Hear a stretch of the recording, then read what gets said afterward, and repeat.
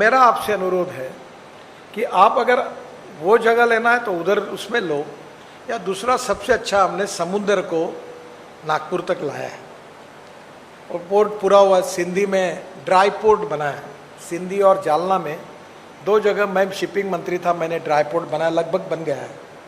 अब आपको मुंबई में कोई माल नहीं, डायरेक्ट माल यहाँ छूटेगा, कंटेनर यहाँ से एक्सपोर्ट होगा, यहाँ से इंपोर्ट होगा, सब फैसिलिटी यहाँ होगी। अब वहाँ से पैसा भरो, वहीं के वहीं निकाल लो और माल उतरो। अब वहाँ से माल नागपुर लाना, फिर लॉजिस्टिक कॉस्ट ये हमारे बिजनेस की सबसे बड़ी समस्या है। और मैं ट्रांसपोर्ट मंत्री हूँ और हमने तय किया कि ये 16% तक जाती है और मैंने तय किया कि 24 तक ये 9% पे आएगी और 9% पे आएगी। इसके 2 मार्ग है कि हम हाईवे बना रहे हैं। अब जैसे दिल्ली में जाओगे तो दिल्ली से देहरादून 9 घंटे लगते थे, दिसंबर में 2 घंटे लगेंगे। दिल्ली से हरिद्वार 8 घंटे लगते थे, अब दिसंबर में 1.5 घंटा लगेगा। दिल्ली से अमृतसर 9 घंटे 10 घंटे लगते थे, अब 4 घंटे में होगा। दिल्ली से कटरा 6 घंटे में, श्रीनगर 8 घंटे में, और दिल्ली से जयपुर 2 घंटे में हुआ, 2.5 घंटे में हुआ, अभी 2 घंटे में होगा। दिल्ली से चंडीगढ़ 2.5 घंटे में होगा। और इस प्रकार से पूरा दिल्ली से मुंबई 12 घंटे में गाड़ी आएगी। रोड दिसंबर तक लगभग पूरा हो जाएगा। तो मेरा आपसे सुझाव है कि अब तो रोड 36 ऐसे ग्रीन हाईवे बना रहे हैं, नागपुर से हैदराबाद बना रहे हैं, अब समृद्धि महामार्ग बना, अब औरंगाबाद में हम 3.5 घंटे में जा रहे हैं। अब मैं हाईवे बना रहा हूँ नागपुर से पुणे 4.5 घंटे में, यानी औरंगाबाद जाओगे 3 घंटे में और वहाँ से 1.5 घंटे में पुणे, वहाँ का हाईवे बनाओ। अब अभी लगते 25 घंटे। तो अब लॉजिस्टिक कॉस्ट में रोड अच्छे बन रहे हैं।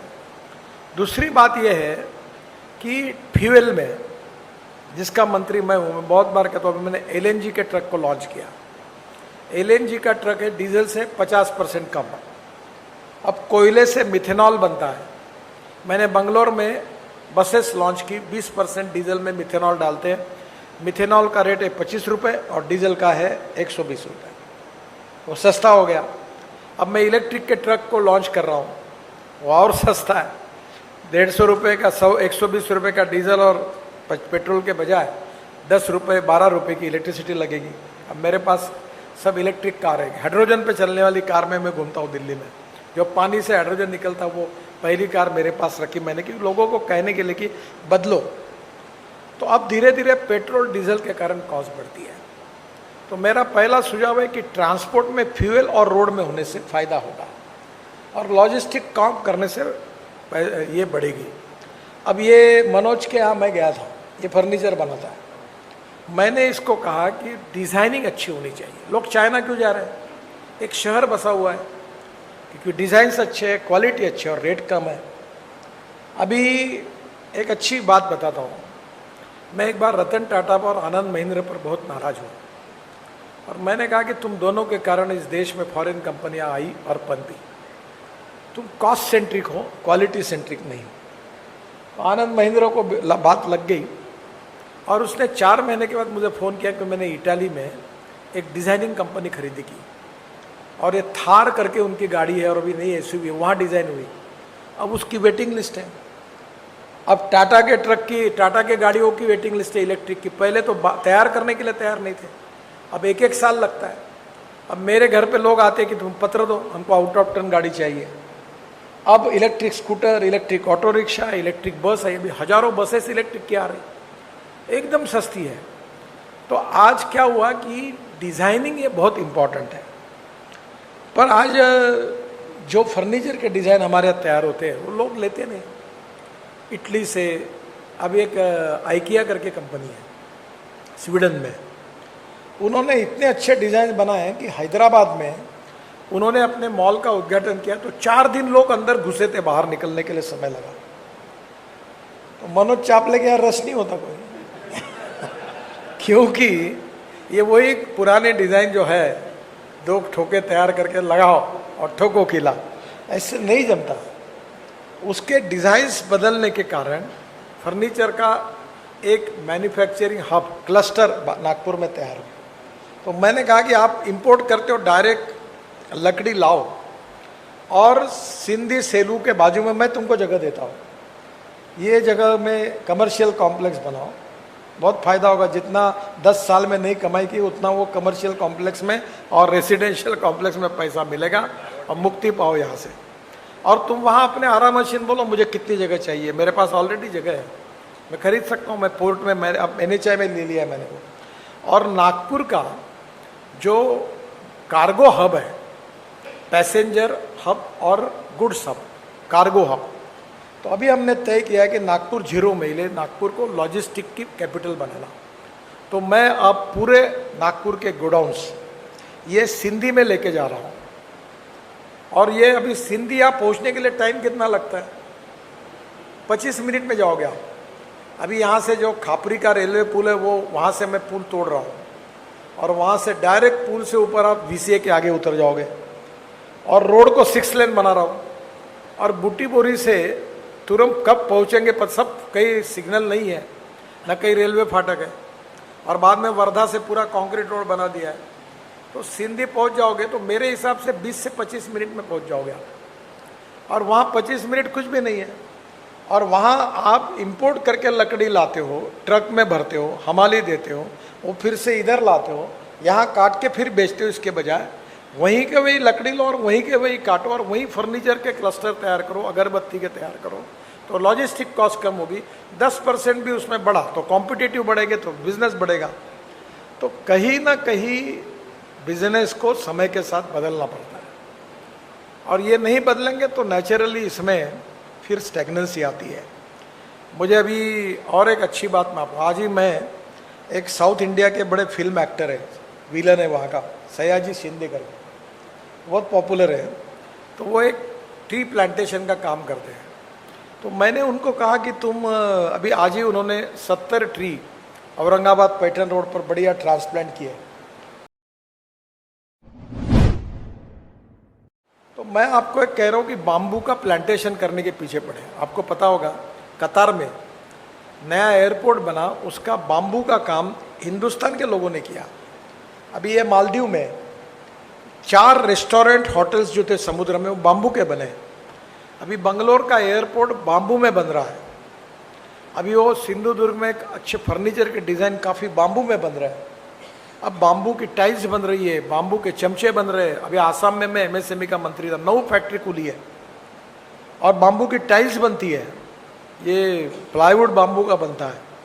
तो अब बाम्बू में ऐसा हुआ, अब लकड़ी का तो प्रॉब्लम है, पर किसानों को आप बाम्बू लगाने के लिए बोलोगे तो आपको आराम से 3,500-4,000 रुपये टन के अंदर बाम्बू मिलेगा।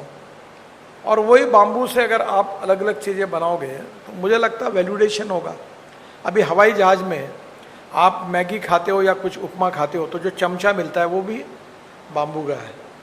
तो मुझे याद है कि ये शुरू होने के पहले मैंने कहा था कि ये भी चमचे चाइना से इंपोर्ट हो रहे हैं, तो क्या हिंदुस्तान में चमचों की भी कमी है?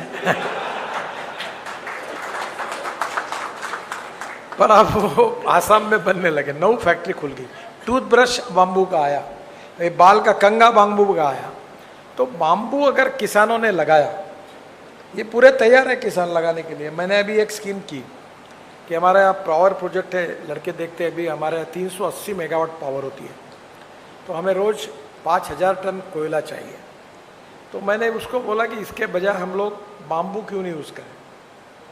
तो आज बहुत मशीनरी के साथ ऐसी बात कर रहा था, तो छोटे छोटे इसमें मुझे कम से कम 500 ट्रक बाम्बू का टुकड़ा चाहिए अगर मैं कोयले को अल्टरनेट करूँ। तो ये चीज़ में रिसर्च करके अभी पैलेट बने। अभी आपके पास ये बाम्बू का भूसा मिलता है, उसके पैलेट अभी NTPC मैंने ही लाया नियम कि किसानों से खरीदी करो, तो 6 रुपये किलो से खरीदते हैं, 7 रुपये किलो से। तो आपको उसमें काफ़ी वैल्यूएडिशन हो सकता है और वो लेने के लिए तैयार है। तो कहीं ना कहीं समय के साथ टेक्नोलॉजी और विजन को बदलना पड़ता है। 4 बातें बहुत ज़रूरी होती है कि proven technology, economic viability, availability of raw material and marketability of the finish product. 4 बातें जहाँ होगी वहाँ सक्सेस मिलता है और इसलिए समय के साथ बदलना पड़ता है। और समय के साथ नहीं बदलेंगे तो फिर धीरे धीरे धंधा कम होते जाता है। मुझे लगता है इस सब ऑप्शन पर आप आगे आइए अभी फॉरेस्ट एंड एनवायरनमेंट के एक्ट में काफ़ी हमने सुधार किया है। मैं आपको दूसरी बात बताता हूँ, आप खुद लकड़ी क्यों नहीं, ये प्लांटेशन क्यों नहीं करते? मैं WCL और मैग्नीजर ऑफ इंडिया की जगह देता हूँ और उसमें आप ट्री लगाइए और सरकार से परमिशन लेके काटिए। अभी कानून आया है। आप सरकार ये विश करने होती है। मैंने अपने बेटे को कहा है कि जो सरकार के साथ धंधा करता है या सरकार जिस धंधे में हस्तक्षेप करती है वो कभी यशस्वी नहीं होता।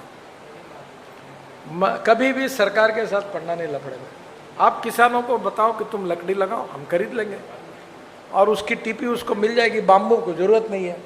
और उसके ऊपर आज मैं भी ऑस्ट्रिया गया था और स्विट्जरलैंड गया था, पूरी लकड़ी काटने की जगह जगह पे ये थे।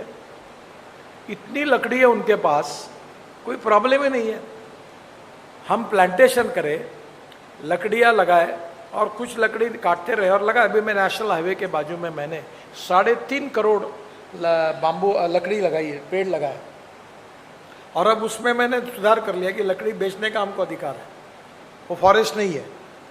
तो नेचुरली अगर रोड के बाजू में भी ये भंडारा रोड पर पूरे भंडारा तक लकड़ी लगाए और आपने ही काटी तो आपकी आरा मशीन चल जाएगी। तो ऐसी बहुत सी बातें जिसमें युग नए परिवर्तन के साथ अगर आपने ये उसका फ़ायदा उठाया तो वेस्टलैंड में ही हो सकता है।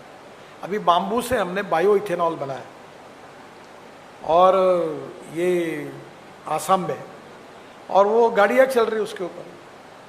अभी आपकी जितनी गाड़ियाँ हैं सब में हमने बना हुआ, मैं विदर्भ में पूरे पेट्रोल में जितनी गाड़ियाँ स्कूटर यूज़ करते हैं उसमें 20% हमारा इथेनॉल है। और अभी बाम्बू से, अभी राइस स्ट्रॉ से, यानी परली जिसको तनस बोलते हैं, उससे हम लोग बिटुमिन बना रहे हैं। हमारे देश में 80 लाख टन बिटुमिन लगता है, 50 लाख टन हमारी रिफाइनरी देती है और 30 लाख टन इंपोर्ट होता है।